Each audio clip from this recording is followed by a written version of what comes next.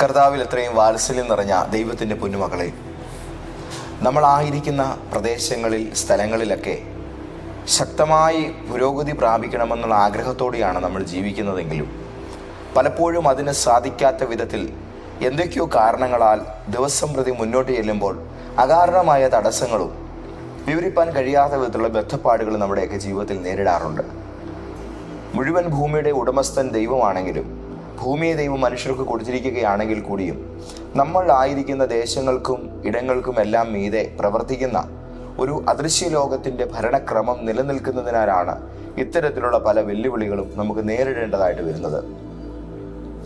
ഓരോ പ്രദേശത്തും തിങ്ങിക്കൂടി പാർക്കുന്ന ജാതികളായ മനുഷ്യരെ, അതായത് കർത്താവായ യേശു ക്രിസ്തുവിൻ്റെ അധികാരത്തിന് വിധേയപ്പെടാതെ വിജാതീയമായ മറ്റ് സാമ്പ്രദായിക രീതികളിൽ ആത്മീയതയും ഭൗതിക ജീവിത സംവിധാനങ്ങളും മുന്നോട്ട് കൊണ്ടുപോകുന്ന വ്യക്തികളെ സംബന്ധിച്ചിടത്തോളം അവർക്കും ഇതേ ഭരണം നടത്തുന്ന, അവരെ കൈകാര്യം ചെയ്യുന്ന ഒരു വലിയ അദൃശ്യ അധികാരമുണ്ട്.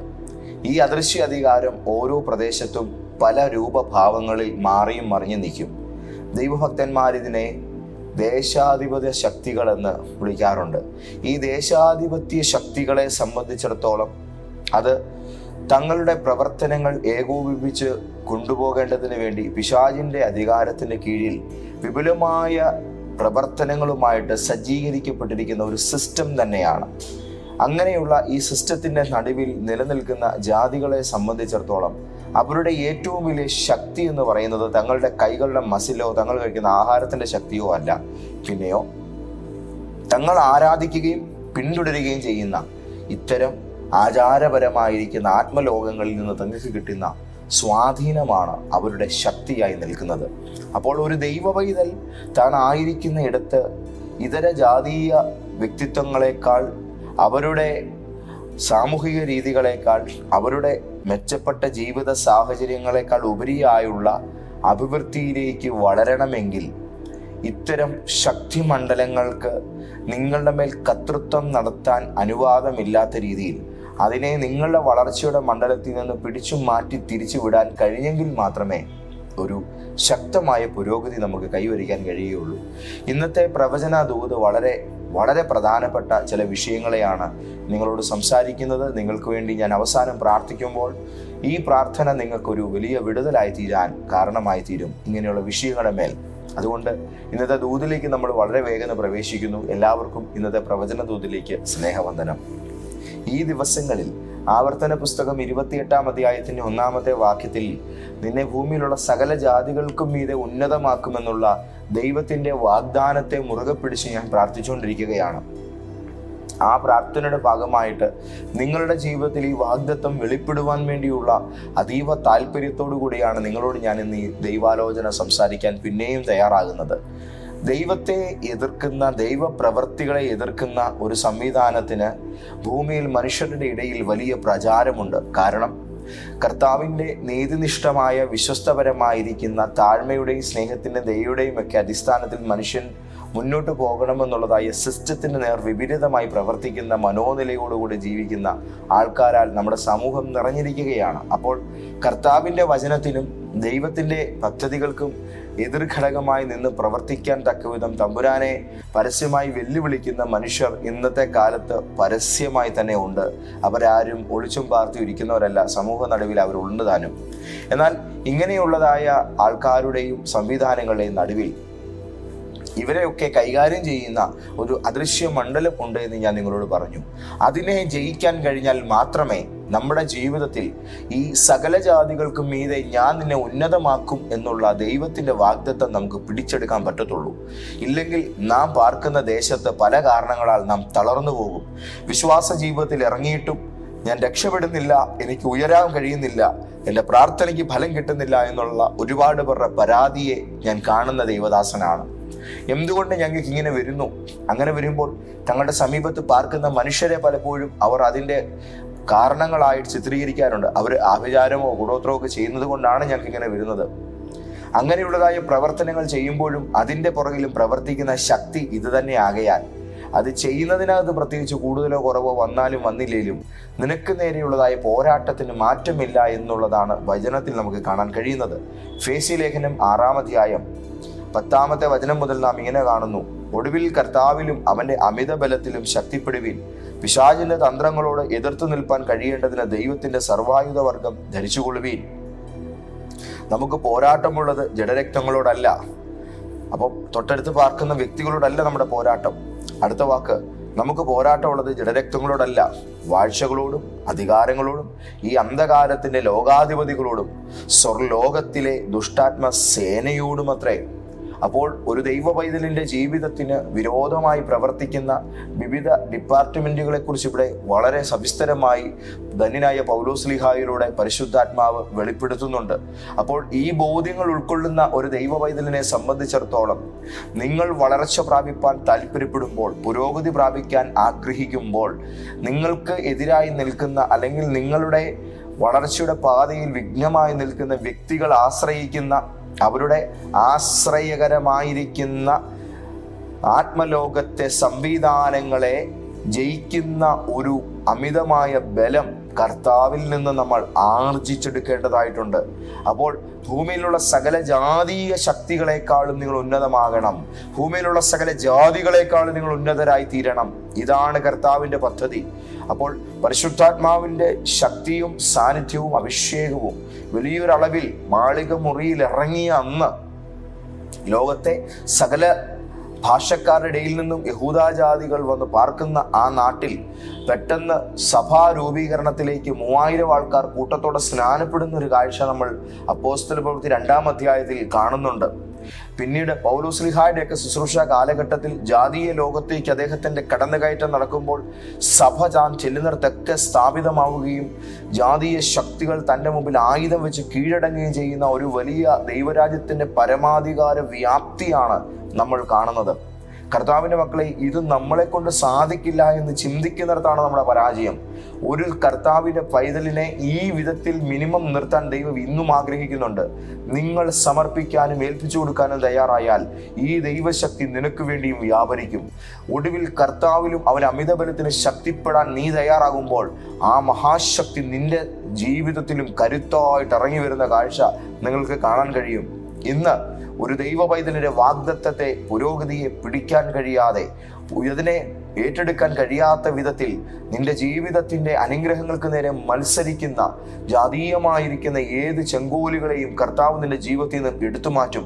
125-ാം സങ്കീർത്തനത്തിൽ നാം വായിക്കുന്നു: നീതിമാന്മാർ നീതികേടിലേക്ക് കൈനീട്ടാതിരിക്കേണ്ടതിന് ദുഷ്ടന്മാരുടെ ചെങ്കോൽ നീതിമാന്മാരുടെ അവകാശത്തിന്മേൽ ഇരിക്കുകയില്ല. അനേക കുടുംബങ്ങളിൽ തലമുറകൾ വഴിയടഞ്ഞു നിൽക്കുന്നു. അനേക ഭവനങ്ങളിൽ മുന്നോട്ട് ജീവിക്കാൻ നിർവാഹമില്ലാതെ പലരും പാടുപെടുന്നു. അനേക ഇടങ്ങളിൽ വിവാഹപ്രായമെത്തിയ കുഞ്ഞുങ്ങൾ എന്ത് ചെയ്യണമെന്നറിയാതെ ആശങ്കയിലായിരിക്കുന്നു. അനുഗ്രഹങ്ങൾ പടിവാതിലിലുണ്ട്.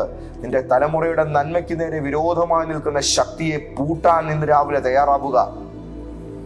ജാതികളായിരിക്കുന്ന മനുഷ്യർ, ഇതര വ്യക്തിത്വങ്ങൾ അവർ തങ്ങളുടേതായ രീതികളിൽ ഉയർച്ച പ്രാപിക്കുമ്പോൾ കർത്താവിനെ ആശ്രയിക്കുന്ന ഒരു ദൈവ പൈതൽ എന്ന നിലയിൽ നിന്റെ ജീവിതം മാത്രം പുറകോട്ട് പോകാൻ നീ വിട്ടുകൊടുക്കരുത്. നിന്റെ സമ്പത്തിൽ നിനക്ക് ശക്തി ഉണ്ടാകട്ടെ. നിന്റെ തലമുറയുടെ ഭാവിപരമായ പദ്ധതികളിൽ ശ്രേഷ്ഠമായത് നിങ്ങൾക്ക് ലഭ്യമാകട്ടെ. സ്ഥാപക ജംഗമ വസ്തുക്കളടക്കം ഭൂമിയിൽ നിങ്ങൾ ആർജിക്കേണ്ടതായ സകലവിധമായിരിക്കുന്ന പ്രകടിത അനുഗ്രഹം, അടയാളങ്ങളും ആർജിച്ചെടുക്കുന്നതിൽ നിങ്ങൾക്ക് വ്യാപ്തിയും അവസരങ്ങളും കൈവരിപ്പാനുള്ളതായ വകദൈവം നൽകട്ടെ. ഇന്ന് രാവിലെ ഞാൻ നിങ്ങളെ അനുഗ്രഹിക്കുകയാണ്. എവിടേക്കോ മുരടിച്ചു പോയതും എവിടേക്കോ പുരോഗതിക്കുമേൽ ബന്ധനം വീണതുമായ സാഹചര്യങ്ങളെ പരിശുദ്ധാത്മാവിനാൽ ഇന്ന് രാവിലെ ഞാൻ ഭേദിച്ചു പ്രാർത്ഥിക്കുകയാണ്. യേശുവിൻ്റെ നാമത്തിൽ ഒരു വിടുതൽ നിങ്ങളുടെ മേൽ ഉണ്ടാകട്ടെ എന്ന് ഞാൻ കൽപ്പിക്കുന്നു. ഇന്ന് രാവിലെ പരിശുദ്ധാത്മാവിൽ ഈ വാഗ്ദാനം മുറുകെ പിടിച്ചുകൊണ്ട് കർത്താവിനോടൊന്ന് പറഞ്ഞേ: യേശുവേ, ഞാൻ ആഗ്രഹിക്കുന്നു ഏത് ജാതീയ ശക്തികളെയും കീഴടക്കിക്കൊണ്ട് എൻ്റെ അനുഗ്രഹങ്ങളെ പിടിച്ചെടുക്കാൻ, എൻ്റെ പുരോഗതിയെ ഉറപ്പുവരുത്താൻ, എൻ്റെ നന്മയെ എൻ്റേതാക്കി തീർക്കാൻ യേശുവെ ഞാൻ ആഗ്രഹിക്കുകയാണ്. എൻ്റെ വഴികളെ അടച്ചതും എൻ്റെ പ്രയാണങ്ങൾക്ക് വിലങ്ങുതടിയായി നിൽക്കുന്നതുമായ സകല ബന്ധനങ്ങളെയും പൊട്ടിച്ചു കളഞ്ഞുകൊണ്ട് അങ്ങയുടെ നാമത്താലുള്ളൊരു വിടുതൽ ഇന്ന് എനിക്ക് തരണമേ. നമ്മൾ ഒരുമിച്ചൊന്ന് പ്രാർത്ഥിക്കാൻ പോവുകയാണ്. അവരവരായിരിക്കുന്നിടത്ത്, ഞാൻ ഈ പറഞ്ഞതിൻ്റെ അകത്ത് നിങ്ങൾ പാർക്കുന്ന ദേശത്ത് ഒരു ഇടപെടൽ നടക്കുന്നുണ്ടെന്നും നിങ്ങൾ ആയിരിക്കുന്ന സ്ഥലത്ത് ഇത്തരത്തിലുള്ളതായ ഒരു പൊരുതൽ നിങ്ങൾക്ക് നേരെ ഉണ്ടെന്നും നിങ്ങൾക്ക് ഉറപ്പുണ്ടെങ്കിൽ, നിങ്ങളത് അനുഭവിക്കുന്ന ഒരാളാണെങ്കിൽ എന്നോടുകൂടെ ഇപ്പോൾ പ്രാർത്ഥിക്കുക. കർത്താവ് നിങ്ങൾക്ക് ഈ വിഷയത്തിൽ വ്യക്തമായൊരു വിടുതൽ നൽകി തരും. ഞങ്ങളുടെ ദൈവവും ജീവന്റെ ജീവനും യജമാനനുമായ സ്വർഗീയ നല്ല പിതാവേ, അങ്ങയുടെ നാമം കേവലം ഒരു പേരല്ല, അത് അങ്ങയോളം അധികാരവും ശക്തിയും നിറഞ്ഞതാണ്. യേശുക്രിസ്തുവിന്റെ മഹാനാമത്തിൽ എന്നോടുകൂടെ പ്രാർത്ഥിക്കുന്ന ഈ മനുഷ്യരെ എല്ലാം ഓർത്ത് ഞാൻ ദൈവത്തോട് അപേക്ഷിക്കുന്നു. ഇവരായിരിക്കുന്ന ഇടങ്ങളിൽ യേശുക്രിസ്തുവിന്റെ നാമം പിടിച്ചിരിക്കുന്ന ഞങ്ങളുടെ മക്കൾ പ്രാപിച്ചെടുക്കേണ്ടതായ ഉയർച്ചയുടെ അനുഗ്രഹങ്ങളുടെ മേഖലകളെ തൊടാൻ പോലും കഴിയാതെ, അതിനെ സ്വപ്നം കാണാൻ പോലും കഴിയാത്ത വിധത്തിൽ ഇവരുടെ മനസ്സിനെ ബന്ധിച്ചു കളഞ്ഞ് കണ്ണുകളെ അന്ധമാക്കി അനുഗ്രഹിക്കപ്പെടത്തില്ല എന്നൊക്കെയുള്ള ചിന്തകളുള്ളിൽ കുത്തി നിറച്ച് പുരോഗതി പ്രാപിക്കേണ്ട ജീവിതത്തെ പല കാരണങ്ങളാൽ പൂട്ടിക്കെട്ടിക്കളഞ്ഞിരിക്കുന്ന ഇരുട്ടിന്റെ മേൽക്കോയ്മകൾ ഇന്ന് പകൽ അഴിഞ്ഞു മാറട്ടെ. ശരീരങ്ങളുടെ മേൽ കുടിയേറിയിരിക്കുന്ന ദുർഭൂത സ്വാധീനങ്ങൾ പൊട്ടിമാറിപ്പോകട്ടെ. പലവിധ ഇൻസിഡന്റുകളുടെ പുറകിൽ താവളം തീർത്തിരിക്കുന്ന പൈശാചിക ദുഷ്ടശക്തികൾ ഇവരുടെ ജീവിതത്തിൽ നിന്ന് കൂട്ടത്തോടെ പാലായനം ചെയ്യപ്പെടട്ടെ. ഒരു വലിയ വിടുതൽ ഇന്ന് രാവിലെ യേശുവിന്റെ നാമത്തിൽ ഇവർക്കുണ്ടാകട്ടെ. അനുഗ്രഹങ്ങൾ കേൾക്കാനുള്ളതല്ല, അത് പ്രാപിപ്പാനുള്ളതാണ്. സന്തോഷങ്ങൾ അത് പ്രാപിപ്പാനുള്ളതാണ്. ഇവരുടെ ജീവിതത്തെ ഒരു വലിയ ശവപ്പറമ്പ് പോലെയാക്കി ഒന്നിലും സന്തോഷിപ്പാൻ കഴിയാത്ത വിധത്തിൽ ഹല്ലേലൂയ ജീവിതത്തെ ദുസ്സഹമാക്കിക്കൊണ്ട് പോരാടുന്ന ദേശാന്തര പോരുകൾ ഇവരുടെ ജീവിതത്തിൽ നിന്ന്, ഭവനങ്ങളിൽ നിന്ന് അഴിഞ്ഞു മാറി ഒരു വലിയ വിടുതൽ യേശുവിന്റെ നാമത്തിൽ ഇന്ന് രാവിലെ സംഭവിക്കട്ടെ എന്ന് ഞാൻ പ്രാർത്ഥിക്കുന്നു.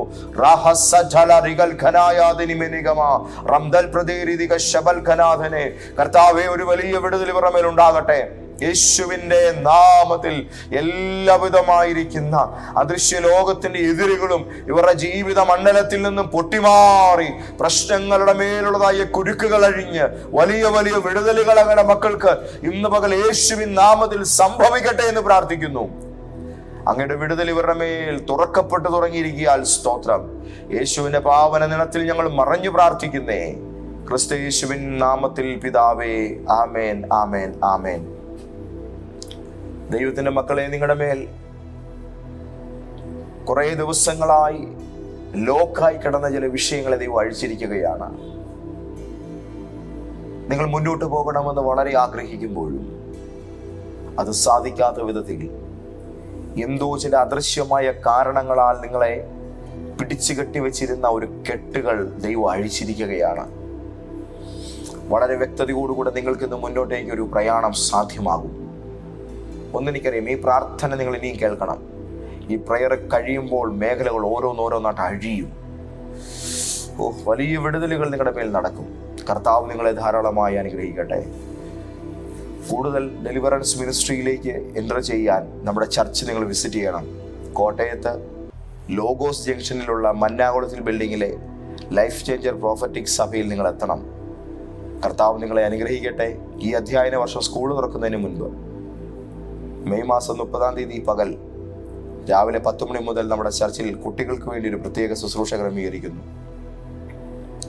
ഈ പ്രസ്തുത ശുശ്രൂഷയിൽ നിങ്ങളുടെ കുഞ്ഞുങ്ങളെ നിങ്ങൾ കൊണ്ടുവന്ന് സംബന്ധിപ്പിക്കണം. അവരുടെ ബാഗുകളും കുടകളും നോട്ട്ബുക്കുകളും ഒക്കെ ആയിട്ട് നിങ്ങൾ വരണം. ഫസ്റ്റ് ബെൽ വിത്ത് ജീസസ് എന്ന ഈ ശുശ്രൂഷ നിങ്ങളുടെ തലമുറകൾക്ക് ഒരു അനുഗ്രഹമാകും. ഇതാദ്യമായി കാണുന്നവർ ലൈക്ക് ചെയ്യണം, ഷെയർ ചെയ്യണം, സബ്സ്ക്രൈബ് ചെയ്യണം. കർത്താവ് നിങ്ങളെ അനുഗ്രഹിക്കട്ടെ. ആമേൻ.